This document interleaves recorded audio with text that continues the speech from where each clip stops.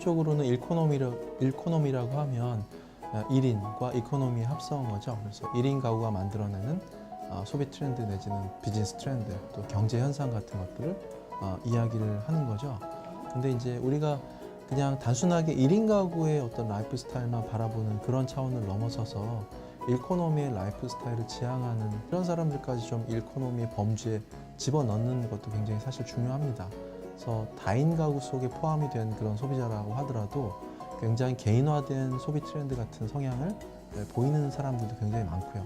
특히나 젊은 남녀들이 좀 그런 경향 같은 것들이 두드러진다라는 거죠. 그런 맥락에서 좀 그 범주나 정의 같은 것들을 우리가 좀 넓힐 필요가 있다라는 거죠. 앞으로는 혼자 사는 사람들의 어떤 법률적으로나 우리 뭐 제도적으로 1인 가구라는 그런 개념이 오히려 굉장히 지배적인 그런 가족의 모습이 될 수가 있다. 때문에 사실은 그런 일코노미라는 그 범주가 단순하게 1인 가구에 국한되어서 얘기 나오는 것보다 오히려 일코노미의 라이프 스타일을 지향하는 이 전반적인 소비 트렌드의 경향성 이런 것들하고 이제 맞물려지는 부분들을 우리가 좀 이해를 해야 된다는 거죠. 일코노미라고 해서 그냥 단순하게 그냥 좀 수입이 적거나 작은 집에 살 거라 그런 좀 편견이 있죠. 굉장히 틀리다라는 거죠.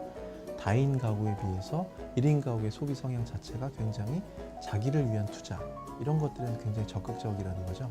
그래서 소위 얘기하는 호미족이라고 하잖아요. 자기를 위한 작은 사치 또는 스몰 럭셔리 같은 것들 이런 거에 훨씬 더 적극적이라는 겁니다. 그런 측면에서 기업들이 1인 가구 어떤 이런 소비 성향이 어떤 특이한 점, 특수성 같은 것들을 좀 바라보면서 접근을 할 필요가 있다라는 거죠.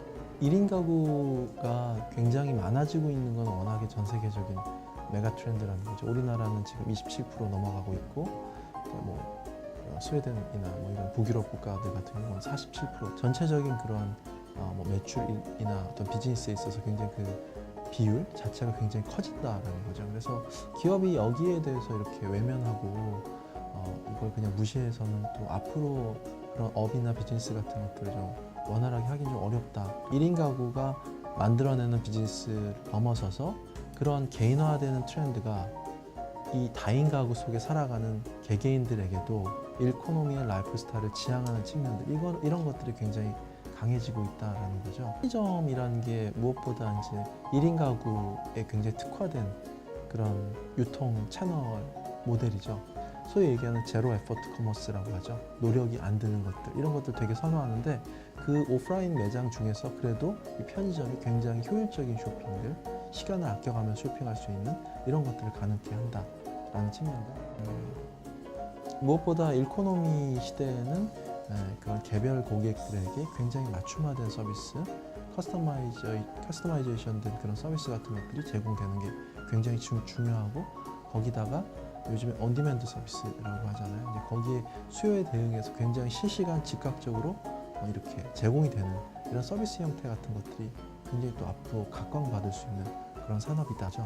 그 다음에 이제 감성적인 측면을 바라본다면 우리가 소위 얘기하는 고독 산업이라고 하죠. 이게 되게 다양한 분야에서 고독 산업을 들 수가 있는데 반려동물, 그래서 패코노미 비즈니스라고 하잖아요. 이제 그런 쪽이 굉장히 폭발적으로 성장하고 있다. 보통 1인 가구 또는 일코노미 하면 화려한 싱글 남녀의 솔로 라이프 같은 것들을 떠올리죠. 그러나 앞으로 그런 독립생활 청년이라고 하는 저소득층의 청년 세대, 그 다음에 미래에 굉장히 좀 빈곤층으로 전락할 수 있는 1인 고령 가구들, 이런 가구들에게 어떠한 복지 정책 또는 주거 정책, 그다음에 이런 것들을 제공할 수 있을 것이냐 이런 것들을 다각적으로 좀 검토를 해야 된다는 부분이죠. 그래서 전반적으로 산업적인 측면이나 또 정부 정책에서도 이제 1인 가구에 대한 대비 같은 것들이 계속적으로 이루어져야 된다라는 거죠.